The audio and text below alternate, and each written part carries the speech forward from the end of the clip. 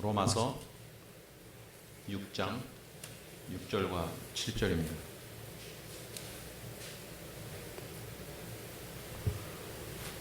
우리가 알거니와 우리의 옛사람이 예수와 함께 십자가에 못 박힌 것은 죄의 몸이 죽어 다시는 우리가 죄에게 종노릇하지 아니하려 함이니 이는 죽은 자가 죄에서 벗어나 의롭다 하심을 얻었음이라. 아멘. 네, 오늘 본문 말씀 나누기 전에 지난번에 얘기했던 걸 잠깐 정리하고 넘어가는 게 오늘 본문 말씀에도 이해에도 도움이 될 거라고 생각합니다. 특별히 로마서 6장은요, 모든 말씀이 이렇게 연결돼서 논리를 끌고 나가기 때문에 앞부분이 이해가 덜 되면 뒷부분은 더 이해가 안 되는 그런 구조를 가지고 있기 때문에 여러분 제가 설교를 할 때 앞부분과 자꾸 연결을 시키려고 합니다.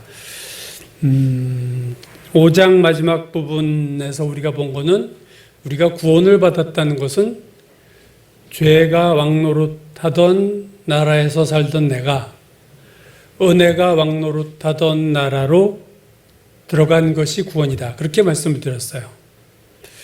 그러면 이제 6장 1절이 질문을 하죠. 그렇다면 우리가 죄를 더 은혜 나라에 사니까 죄를 더 지을수록 은혜를 더 많이 받는 거니까 그거 좋은 거 아니냐? 이런 질문을, 예상되는 질문을 바울이 묻고 거기에 대해서 2절에서 대답을 하죠. 그럴 수 없다.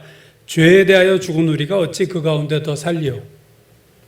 그러니까 바울이 6장 2절에서 말하는 것은 구원이 뭐냐 할 때 6장 2절은 구원은 죄에 대하여 죽은 것이 구원이다. 그 말이죠. 죄에 대해서 우리가 죽었는데 그 죄를 짓는다? 그건 불가능하다. 너희들이 잘못 이해하고 있다. 그 얘기를 하는 거예요. 그러면서 3절 이하에서 세례에 대한 의미를 끄집어내서 세례는 예수와 함께 죽고 예수와 함께 땅에 장사된 거다. 그러니까 세례라는 것은 우리가 완전히 예수님과 함께 죽는 게 세례다. 그래서 죽어서 땅에 파묻혔지만 그게 끝이 아니라 예수께서 십자가에서 죽으시고 장사되시고 다시 살아나셔서 부활한 것처럼 예수를 믿은 우리도 똑같은 과정을 밟아서 구원은 죽는 거지만 그게 끝이 아니라 죽은 후에 우리는 다시 새로운 생명으로 살아난다. 그러니까 예수가 밟은 모든 과정을 예수를 믿은 우리는 똑같이 다 밟게 되는, 즉 예수와 예수를 믿은 우리는 운명 공동체가 된다. 그런 말씀을 제가 드렸죠. 그러니까 구원의 양면성인데 구원은 죽는 거다. 반면 구원은 살아나는 거다. 구원은 죄에 대하여 살아있던 자가 죄에 대해서 죽은 자가 되는 게 구원이다. 또 살아있는 측면으로 보면 구원은 하나님에 대해서 영적으로 죽었던 우리가, 하나님과의 전혀 관계가 끊어졌던 우리가 영적으로 다시 살아나는 것이 또한 구원이다. 그래서 제가 에베소서 2장 1절 말씀을 드렸어요. 그는 허물과 죄로 죽었던 너희를 살리셨도다.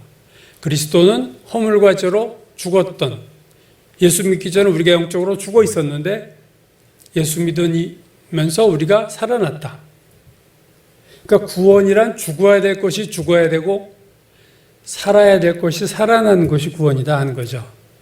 그래서 로마서 6장은 이 죽고 사는 양면을 얘기하면서 특별히 이 죽는 데 초점을 두고 많이 얘기를 합니다. 왜냐하면 아까 얘기한 것처럼 은혜에 대한 오해가 생기고 잘못된 신앙이 될 수 있기 때문에 그렇죠. 우리가 죄에 대해서 얘기할 때 제가 이거 몇 번 말씀드렸는데 죄는 양면성이 있다 그랬어요. 하나는 뭐냐면 죄에는 반드시 형벌이 따라온다. 페널티라고 그랬죠. 죄에 페널티가 있다. 죄를 지으면 반드시 징계를 받고 죄를 지으면 심판을 받는다. 그래서 죄의 페널티는 뭐냐? 지옥 가는 거예요. 영원한 죽음이에요. 그게 죄가 가져온 거고요. 또 하나는 죄의 페널티, 형벌도 있지만 죄는 또 한 측면이 있는데 죄의 파워가 있어요. 죄의 권세가 있다. 죄의 힘이 있다. 그러니까 예수를 믿고 죄의 형벌이 제거됐다 하는 것은 먼 미래 얘기예요. 우리가 죽고 난 다음에 지옥 안 간다 그 얘기죠. 반면에 죄의 파워의 문제는요, 죽고 나서의 미래가 아니라 오늘 이 세상 살 때에 부딪히는 문제들입니다. 죄의 형벌이 미래적인 거라면 죄의 파워는 오늘 하루하루 살 때마다 우리가 늘 부딪히게 되는 현실에서의 죄의 그 힘을 우리가 느끼죠. 그래서 우리가 구원받았다는 것은 이 죄의 양면에서 다 구원을 받은 것이 구원이라는 거예요. 다시 말해서 우리가 구원받았다는 것은 죄의 형벌을 면제받은 거예요. 지옥 가지 않는 거죠. 그러나 또 하나 우리가 자꾸 놓치는 부분이 오늘 로마서 6장이 지적하는 건데, 또 하나 뭐가 있냐면 구원받았다는 것은 죄의 힘, 죄의 파워, 죄의 권세로부터 싸워 이길 수 있는 자가 됐다는 겁니다. 로마서 4장까지는요, 계속 반복된 게 믿음이었어요. 우리가 믿음으로 의로워진다, 아브라함 얘기를 하고, 그래서 믿음으로 의로워진다 하는 것은 우리가 구원을 받습니다. 믿음으로 의롭다 하심을 받고 뭐가 없어진 거예요? 죄의 페널티를 안 받아요, 우리는. 죄의 형벌이 이제 없어진 거예요. 그럼 이제 그 부분은 끝났는데, 그 다음은 뭐냐면, 그렇다면 예수는 믿고 지옥은 안 가게 됐어도 날마다 부딪히는 이 죄의 문제가 있는데, 이게 참 골치 아프고 이거 어떻게 될 거냐 하는 문제가 생길 때, 로마서 6장에서 8장까지 말씀하는 것은 구원이란 것은 죄의 권세로부터도 싸워 이길 수 있는 자가 됐다 하는 얘기를 하고 있는 거예요. 로마서 6장에서 로마서 8장까지 핵심 주제는 오늘 나로 하여금 죄를 짓게 만드는 이 죄의 권세, 죄의 파워를 내가 어떻게 이겨낼 수 있는가, 이게 6장에서 8장까지의 주제고 되게 중요한 주제입니다. 신앙생활에서 사실은. 오늘 내가 어떻게 죄와 싸워 이길 수 있을까? 거기에 대한 대답을 로마서 6장에서 8장이 하는데 되게 내용이 사실 깊은 내용이기 때문에 우리가 집중하지 않으면요, 이걸 그냥 수박 겉핥기로 이해하고 넘어갈 수밖에 없습니다. 오늘 본문은 6장 6절과 7절인데요. 특별히 6장 6절은요, 매우 중요한 구절입니다. 이 6절에 대해서 유명하고 정통적인 성경 신학자들과 성경 주석들이 다 달라요. 이 6절에 대한 해석이 참 다릅니다. 그래서 이 6절을 우리가 참 집중해서 오늘 단어 하나를 소홀히 하지 않고 우리가 살펴볼 필요가 있다는 거죠. 자, 6장 6절 전반부까지 먼저 보면요, 우리가 알거니와 우리의 옛사람이 예수와 함께 십자가에 못 박힌 것은, 오늘 6장 6절의 전반부가 얘기하는 것은 우리가 알아야 될 것이 뭐냐면 우리의 옛사람이 예수와 함께 십자가에서 죽었다라는 사실이에요. 그걸 알아야 된다는 거죠. 그러면 이 죽었다는 옛사람이 십자가에서 죽었다는 얘기하기 전에 먼저 도대체 옛사람이 뭐냐 하는 거죠. 이 옛사람이 나의 옛사람인데 그럼 나의 옛사람이 이게 도대체 누구야 하는 거죠. 우리가 5장 후반부에서 아담과 그리스도를 비교하면서 쭉 얘기했던 말씀 중에 죄가 왕노릇하던 아담 안에서는 죄가 왕노릇했지만 그리스도 안에서는 은혜가 왕노릇한다. 그래서 구원은 죄가 왕노릇하던 세상에 살던 내가 은혜가 왕노릇하던 세상 나라로 내가 바뀌어진 거다 그 얘기죠. 그러니까 죄가 왕노릇하던 나에서 은혜가 왕노릇하던 나로 바뀌었다는 말은, 다르게 말하면 죄가 왕노릇하던 세상에서 살던 나는 죽은 거예요. 죄가 왕노릇하던 나는 죽고 은혜가 왕노릇하는 내가 살아났다. 그 죄가 왕노릇하던 나, 죄의 종노릇하던 나, 그게 옛사람입니다. 현대인의 성경은 옛자라고 번역했고 공동 번역은 예전에 우리 이렇게 번역했어요. 그러니까 옛날 자, 나, 셀프, old self, 이전의 나. 예수를 우리가 믿었다는 사실은 우리가 체감하지 못할 뿐이지 죄가 왕노릇하던 나는 죽은 거예요. 그런 나는 이제 없는 거예요. 이 세상에 존재하지 않는 거예요. 구원받은 이후. 지난번에 제가 창조부터 타락 구원에 이르기까지 인간이 변했다고 그랬죠. 하나님이 처음 창조하신 에덴 동산의 인간은 선악과 사건 이후로 없다. 그런 인간은 존재하지 않아요. 타락을 통해서 이제는 변질된 인간만이 남았다. 즉 태어날 때부터 죄를 가지고 태어나는 인간만이 있지 하나님이 처음 창조했던 아담과 이브 그러한 원인과는 원형된 인간은 없다 그거죠. 그러니까 우리가 구원받고 타락한 이후 모든 인간은 하나님이 창조하신 인간이 아니에요. 거기에서 변형된 인간, 변질된 인간으로 우리는 태어난 겁니다. 근데 그렇게 변질된 인간으로 살던 우리가 예수를 믿고 구원받으면 또 한 번 변화되는 거예요. 영원히 죽을 수밖에 없던 인간에서 영생을 얻은 인간으로 변화되는 거예요. 성령이 내 안에 없던 인간으로부터 성령이 내 안에 계신 인간으로 변화되는 거예요. 그래서 고린도후서 5장 17절은 그런즉 누구든지 그리스도 안에 있으면 새로운 피조물이다. 새로운 피조물, 창조액이라고 있어요. 새로운 피조물인데 그리스도 안에 있으면 예수만 믿으면 새로운 창조물이 되는데 이전 것은 지나갔으니 보라 새 것이 되었다. 이전 것, 이전 인간은 지나가 버렸어요.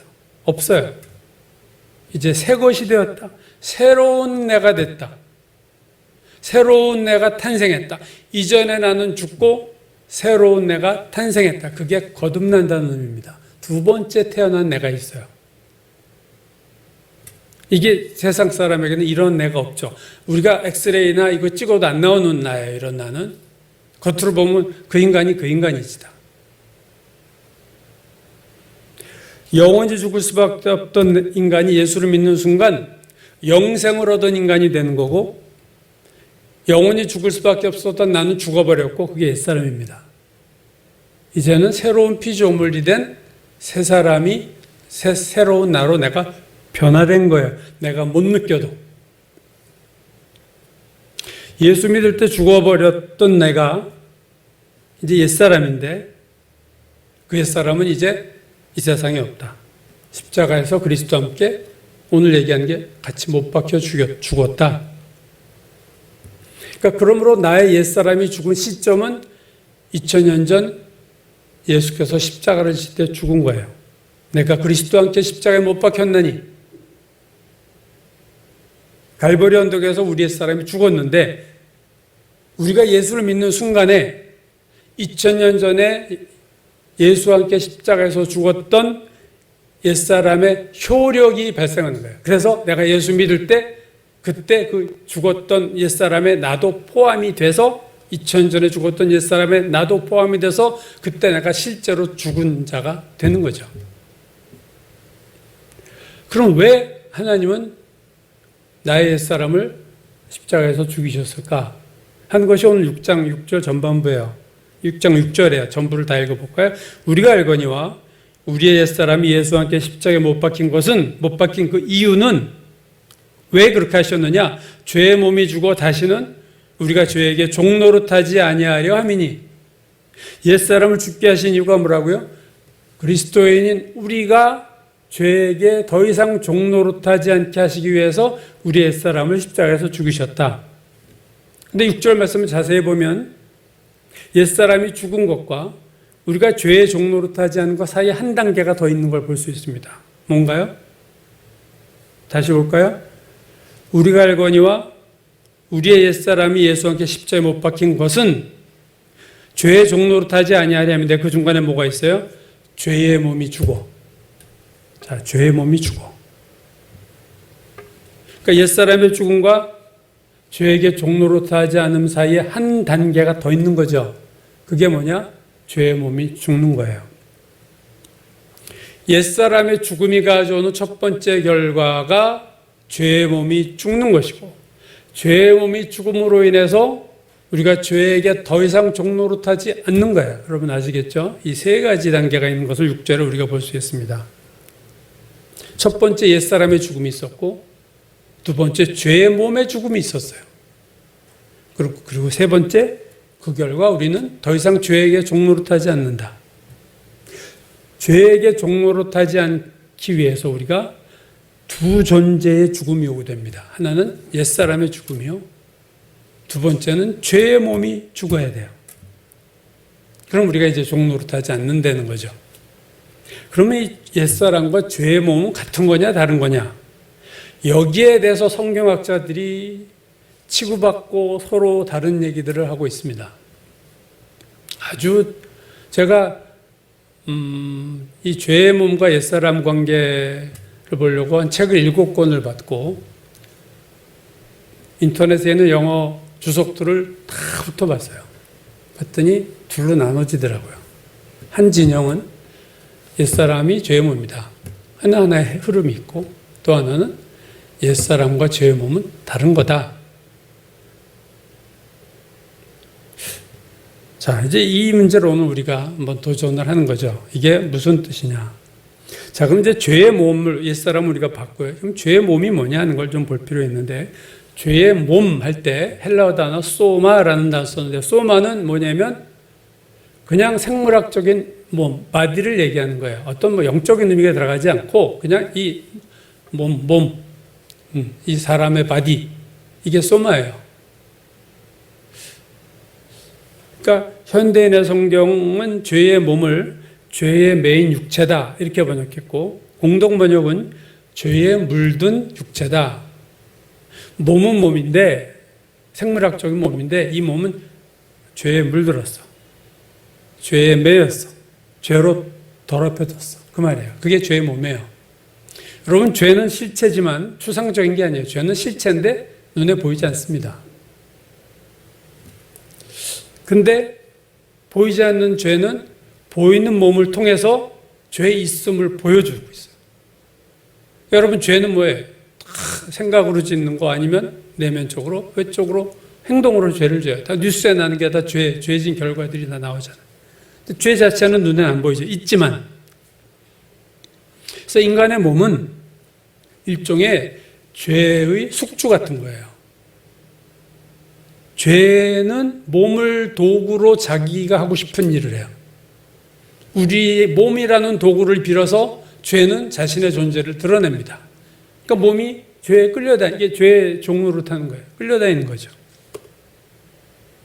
그래서 죄의 몸이라는 것은 죄의 지배를 받는 몸, 죄가 작동할 수 있는 도구로 사용당하는 몸, 이걸 한마디로 말하면 육신 이렇게 얘기합니다. 지난주 우리 변 목사님이 육신에 대한 설교를 했어요.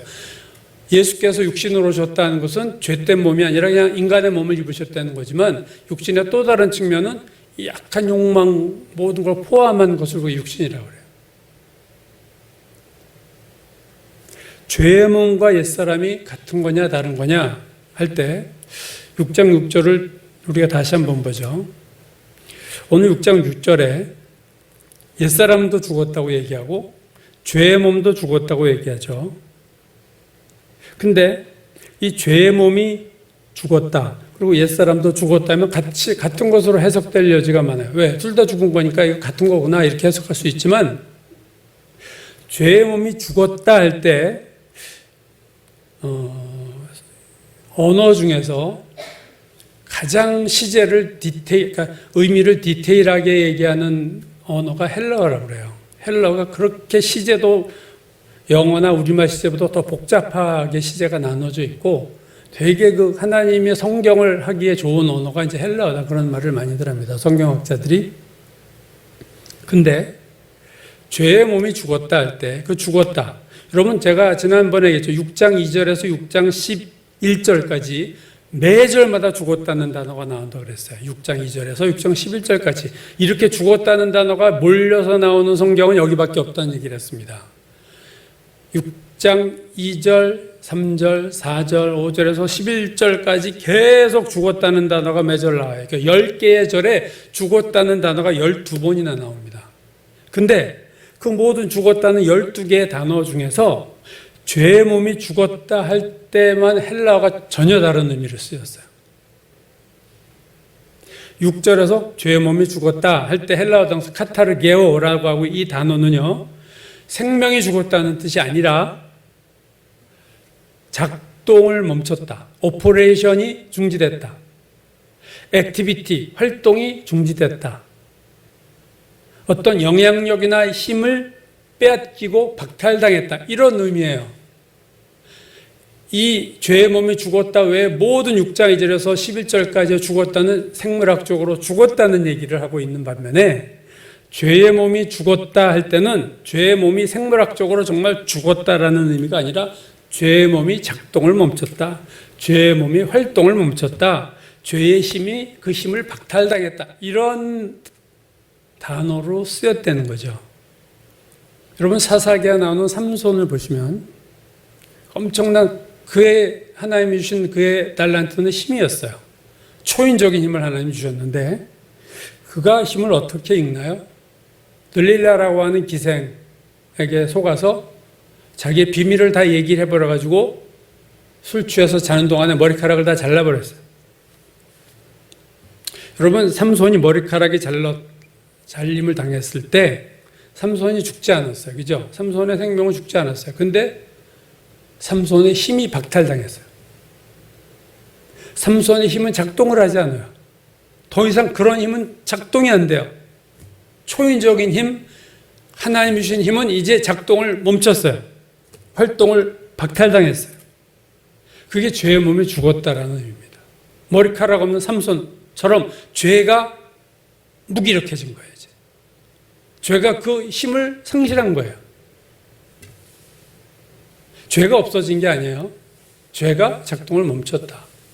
죄가 힘을 잃었다. 삼손이 힘을 박탈당한 것처럼 죄도 그 힘을 박탈당했다. 여러분 많이 생각해 보세요. 이 죄의 몸이라고 할 때 몸이 그대로 우리의 바디인데 이게 죽으면요. 인간의 목숨이 죄질 때마다 죽으면 몸이 1000개, 10,000개 있어도 우리는 살아날 재간이 없어요. 우리 몸을 실제로 하나님이 죽이시면 아무리 죄의 몸이지만 이 소마를 죽이면 우리는 다 죽는 거예요. 우리가 어떻게 이 세상 살겠어요. 구원을 받고. 그래서 여기서 죄의 몸이 죽었다 할 때는 죄의 작동이 중지됐고 죄의 활동이 멈춰졌다 하는 의미입니다. 그러므로 오늘 우리가 중요한 것은 오늘 이 죄의 몸 그리고 이 죄의 몸이 죽었다 할 때 그 죽었다는 의미는 우리가 아는 이제 그러한 의미가 아니라는 거죠. 우리가 로마서 6장 한번 12절 좀 보시겠어요? 12절 함께 보시겠습니다. 6장 12절 한번 찾아보시죠.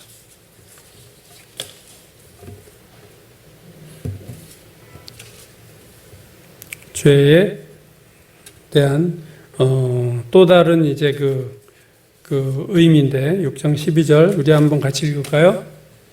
자, 시작.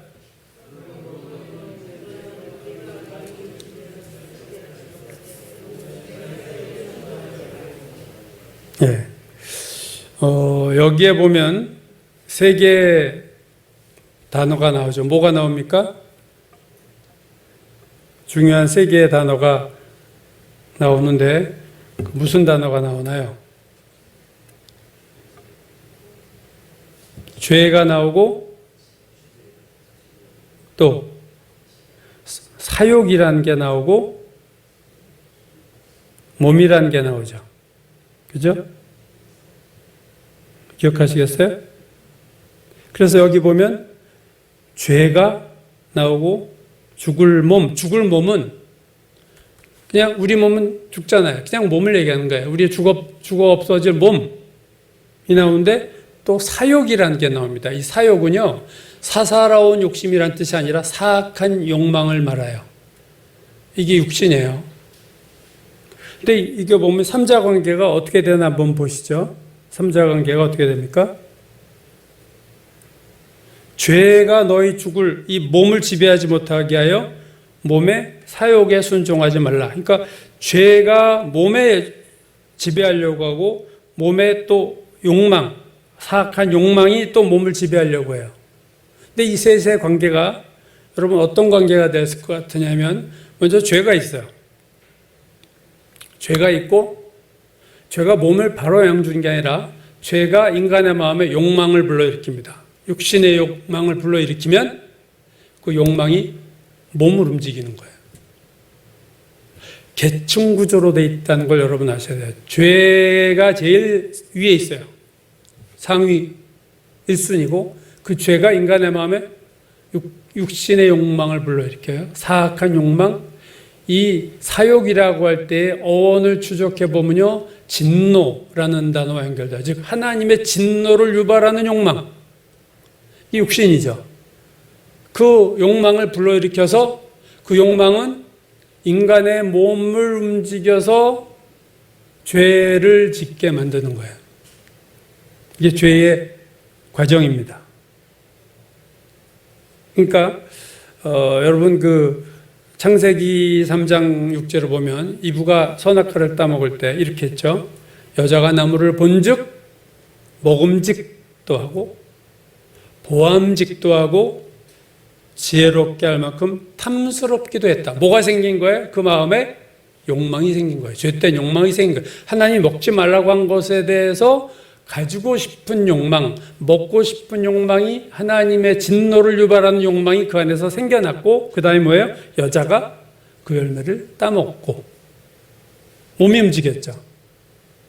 근데 뱀이 몸을 움직인 게 아니라 뱀은 이브에게 육신의 욕망을 불러 일으켰어요. 그렇죠? 이게 죄가 작동하는 순서입니다. 죄가 육신의 욕망을 불러일으키고 육신의 욕망은 몸을 움직여서 인간으로 하나님이 싫어하시는 일을 하나님의 진노를 유발하는 죄를 짓게 한다 하는 거죠. 그래서 요한일서 2장 15절 16절이 이는 세상에 있는 모든 것이 육신의 정욕과 안목의 정욕과 이생의 자랑이니 다 아버지께로 온 것이 아니요 세상으로부터 온 것이다.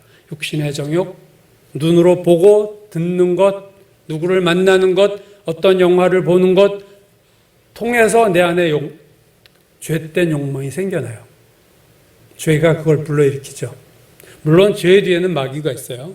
그러니까 원조부터 따지면 마귀, 죄, 육신의 욕망, 몸의 범죄 이렇게 연결이 되는 거예요. 몸은요 감정과 의지의 도구예요. 몸은 내 감정대로 움직이고 몸은 내가 의지, 맘먹대로 몸 따라가게 돼 있어요. 몸은 사실 무슨 죄가 있어요, 몸이. 몸은 하수인이에요. 그러니까 몸만 때리는 것은 꼬리만 자르는 거예요. 윗대가리는 다 살아있는데 가끔 경찰이나 검찰이 수사할 때 매일 죄를 진 말단 사람만 잡아놓고 위에 있는 정말 죄의 뿌리는 건드리지 못하는 경우를 우리가 얼마나 많이 봅니까? 몸이 문제가 있어요. 그래서 가끔 금욕주의자들이 막 몸을 학대하고 그거는 아니에요. 그 몸이 없어진다고 죄 때문에 생각이 없어지나요? 아니죠. 몸을 지배하는 게 더 문제인 거예요. 로마서 6장 6절은 하나님이 죄의 종로로 타는 것을 어떻게 끊으셨는가를 보여주는데 구원받기 전에 나를 먼저 죽이신 이유는 죄의 몸인 육신이 작동을 멈추게 함으로 인해서 내가 죄의 종로로 타지 않게 하시기 위함이 바로 하나님의 옛사람을 죽이신 의도다 하는 거죠. 여러분 죄의 종로로 탄다는 의미를 정확하게 알아야 돼요. 내가 죄의 종로로 탄다는 것은요 말 그대로 죄가 나의 주인이 되는 거예요. 나는 죄의 노예가 되는 거예요. 로마서에 종노릇이라는 단어도 나오지만 왕노릇이라는 단어도 나오죠. 반대되는 말. 로마서 5장 21절 이는 죄가 사망 안에서 왕노릇한 것처럼 죄가 왕노릇했다. 내가 죄의 종노릇한다는 말이나 죄가 왕노릇한다는 말이나 같은 말이에요. 죄의 입장에서 볼 때는 죄가 왕노릇하는 거고 우리 입장에서 보면 우리가 죄의 종노릇하는 거죠. 그 말이 그 말이에요. 즉 우리가 어떤 존재예요? 우리가 노예라는 거예요. 종이라는 말이 더 의미를 잘 표현 못해요. 우리는 죄의 노예다. 노예라는 것은요 끔찍한 겁니다. 여기서 우리가 죄의 종노릇하지 않는다 이 말이 전혀 죄를 짓지 않는다는 말이 아니에요. 죄의 종노릇한다는 것은 인간이 죄를 전혀 안 짓게 된다 그 말이 아니에요. 죄의 종이 된다는 것은 노예는 자유가 없기 때문에 죄가 이거 해야 하면 우리는 해야 되는 거예요. 그런 존재였어요, 우리가. 선택의 여지가 없었어요. 그러니까 로마서 6장 2절에서 죄에 대하여 죽은 우리다 할 때는 이제는 우리가 죄의 노예가 아니라는 거죠. 그걸 제가 지난번에 얘기할 때 6장 2절 죄에 대해서 죽은 우리가 어찌 그 가운데 살려 할 때 그 6장 2절을 현대어 성경 번역을 제가 소개해 드렸는데 이렇게 번역했죠. 죄에 대해서 죽은 우리가 어찌 그 가운데 더 살려, 이 개역 개정을 현대어 성경이 이렇게 번역했어요. 죄를 짓지 않고도 살게 해주셨는데 죄를 짓지 않고도 살게 해주셨는데 계속 죄를 지어서 되겠습니까? 여러분, 죄를 짓지 않고도 살 수 있다는 말이 뭡니까? 죄를 지을 수도 있고 내가 죄를 안 지을 수도 있다는 거예요. 나에게 뭐가 있어요? 선택권이 있다는 거예요. 근데 죄의 종노릇한다는 얘기는요, 선택권이 없어요. 노예가 어떻게 주인의 말을 거스려요? 그냥 사형입니다. 그 당시에. 우리가 죄의 종노릇한 데서 벗어났다는 것은 우리가 원하지 않아도 막 죄 짓는 존재가 아니라 내가 원하면 이제는 죄를 안 지을 수도 있는 존재로 하나님이 우리를 변화시키셨다. 그 의미죠. 옛사람이 예수와 함께 십자가에 못 박힌 것을 통해서 죄의 몸의 기능이 정지됐기 때문에 그 기능은 다시 돌아갈 수도 있어요. 그러나 정지시켜놨기 때문에 우리가 원하면 우리는 더 이상 죄를 짓지 않을 수 있는 존재가 되었다. 이게 구원이라는 거예요. 구원받았다. 아무것도 아닌 것 같지만 이건 놀라운 여기에 의미가 있어요. 그래서 구원받은 이후 내가 죄를 짓는 것은요, 전적으로 내 책임이에요. 이전에는 노예였을 때는 죄의 종노릇할 때는요, 그건 나와 상관없어요. 난 노예니까 하라는 대로 해야 되니까 죄 짓는 게 당연하죠. 그러나 이제는 내가 지금도 죄를 졌다, 계속 짓고 산다, 내 책임이고 하나님께서 우리에게 나에게 책임을 물으실 수밖에 없습니다. 오늘 이제 두 번째 절 7절을 보죠. 이는 죽은 자가 죄에서 벗어나 의롭다 하심을 얻었습니다. 이 개역개정이 번역이 참 좋지만 가끔 이렇게 좀 번역이 그런 부분이 나오는데 여기서도 이 죽은 자가 죄에서 벗어나 의롭다 하심을 얻었다. 이 의롭다 하심이라는 단어 우리가 익숙한 단어죠. 로마서 앞에서 계속 봤던 단어 아니에요? 언제 나오는 단어입니까? 믿음으로 의롭다 하심 받는다. 여기 쓸 때 정말 수십 번 나왔던 단어입니다. 근데 이 번역은 별로 적절하지가 않다. 그겁니다. 왜냐하면 이거 오해받을 수 있어요. 그러면 내가 의롭다 하심을 받아? 내가 구원을 받아? 죽은 자가 죄에서 벗어나 구원을 받아?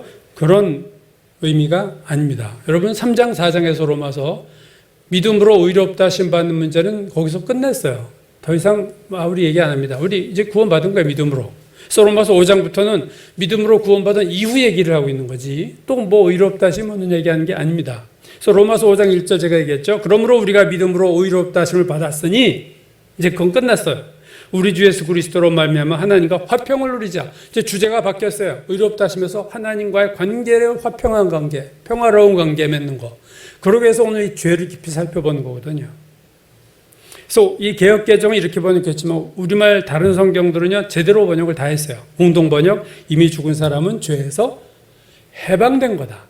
해방된 거예요. 의롭다 하심 얻었다는 의미가 아니라 해방됐다. 현대인의 성경, 죄에서 해방된 겁니다. 아가페 쉬운 성경, 표준세 번역, 우리말 성경 다 해방됐다는 번역을 썼지 의롭다 하심 얻었다는 번역은 개역개정이 혼자서 쓴 거고 영어 모든 성경, NIV의 킹제임스 성경, NASB 전부 다 free from 무엇으로부터 자유로워졌다는 얘기예요. 구원받았다는 얘기하는 거 아니에요. 지금 의롭다 하심 이건 별로 좋은 번역이 아닙니다. 그러니까 7절에 말하는 거는 우리가 어떻게 죄에서 벗어날 수 있느냐 할 때 죽으면 죄에서 벗어난다 그래요.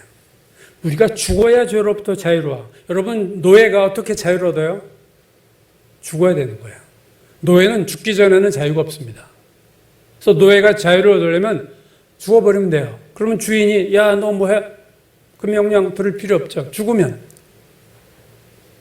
그래서 오늘 그 7절도 이미 죽은 사람은 죄에서 해방된 거다.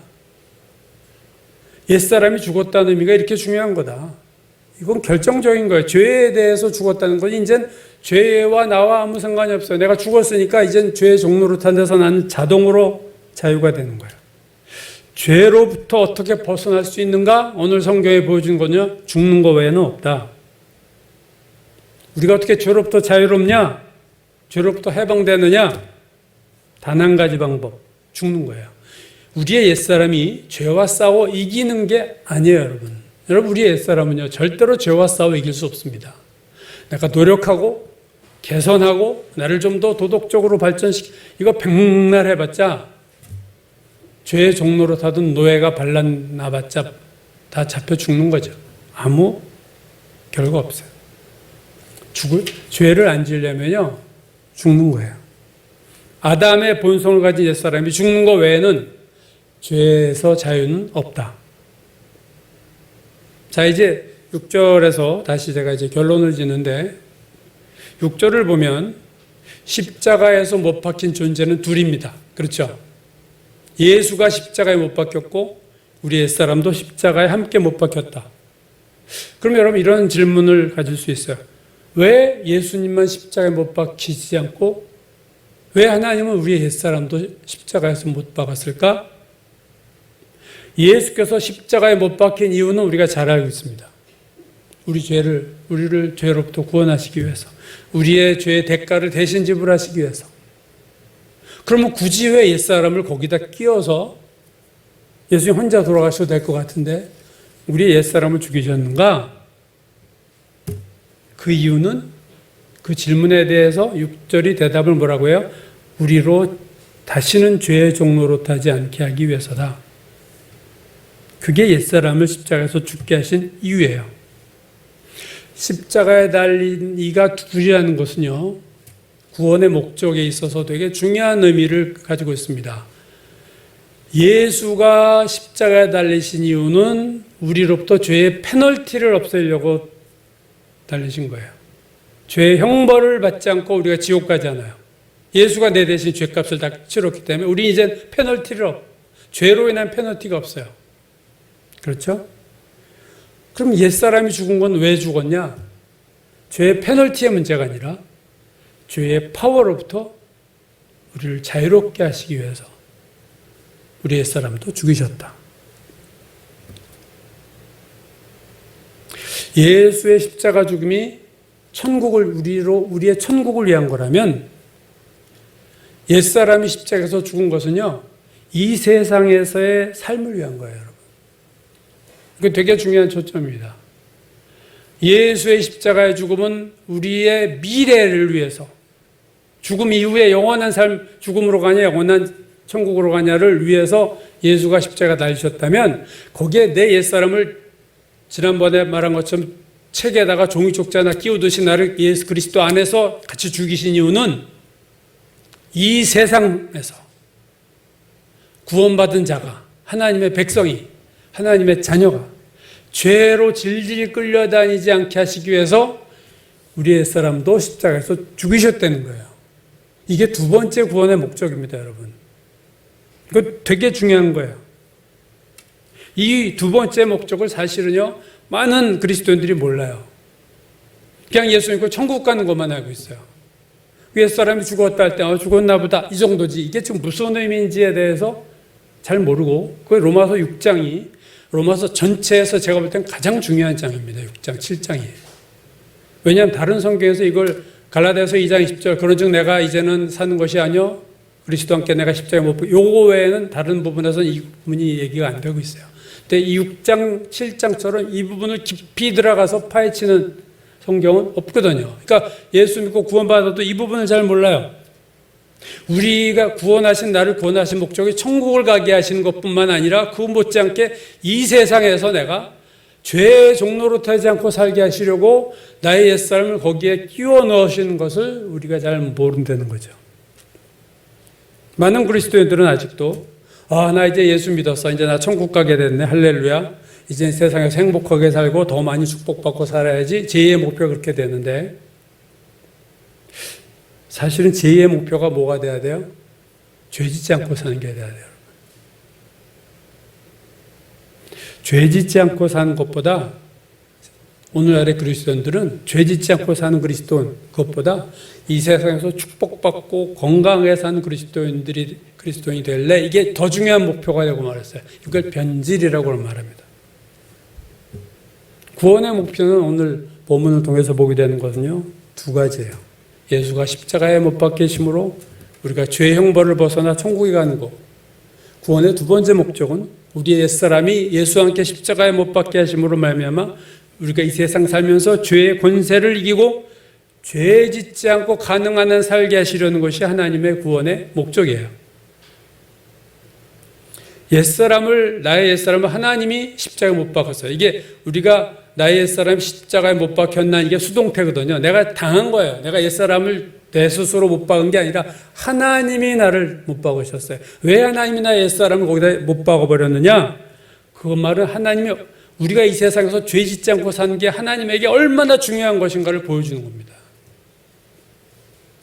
하나님은 이 부분을 되게 중요하게 생각했어요. 하나님의 자녀가 세상에서 죄에 끌려다니지 않고 죄로부터 자유롭게 사는 것이 너무나도 중요하시기 때문에 예수님만 십자가에 못 박으신 것이 아니라 그때 우리 옛사람을 십자가에 같이 못 박았다.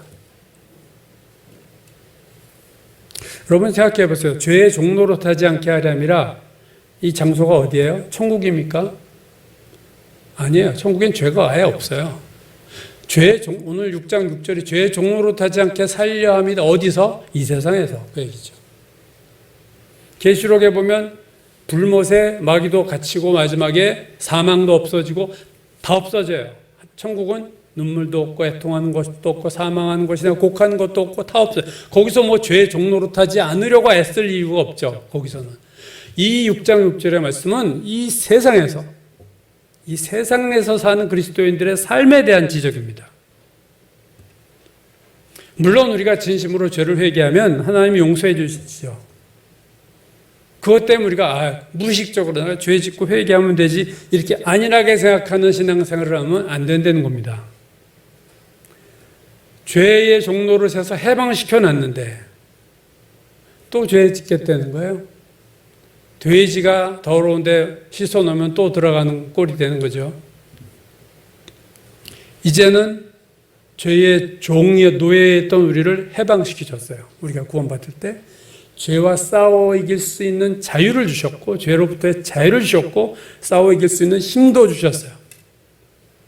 그러므로 우리가 이제 어떻게 살아야 되느냐 할 때 사람의 인생의 살이는 다 다르고 사명도 다 다르지만 공통적인 것은 뭐냐면 죄를 짓지 않고 사는 것이 우리의 목표가 되어야 된다는 것에 분명합니다. 죄와 싸워야 돼요. 죄와 영적 전쟁을 사실은 전면적으로 우리가 이제 다시 선포해야 됩니다. 히브리서 12장이 죄와 싸우되 너희가 피 흘리기까지는 싸우지 않았다. 전심으로 싸우지 않았다. 적당하게 자꾸 타협을 했다. 다음 주에 가서 또 회개하지. 이거는 우리가 하나님의 뜻을 잘 오해하고 잘못 이해하고 사는 거예요. 그렇게 사는 삶은 결코 하나님이 인정하시는 삶이거나 칭찬하시는 삶이 아니고 하나님 앞에 섰을 때 이 부분은 또 정리를 해야 되는 부분입니다. 우리가 이 땅에서 죄 짓고 그렇게 막 산 삶에 대해서. 죄와의 전쟁을 사실은 우리가 새롭게 선포하고 범죄와의 전쟁 이런 말 하지만 죄와의 전면전을 벌리고 죄와 내가 이제 힘써 싸워야겠다. 하나님의 자녀에게 주신 자유와 그 자녀의 권세와 하나님의 자녀에게 주신 영적인 무기들을 가지고 죄의 종로로 타지 않고 죄와 싸워 이기는 저와 여러분이 되어야 될 줄로 믿습니다.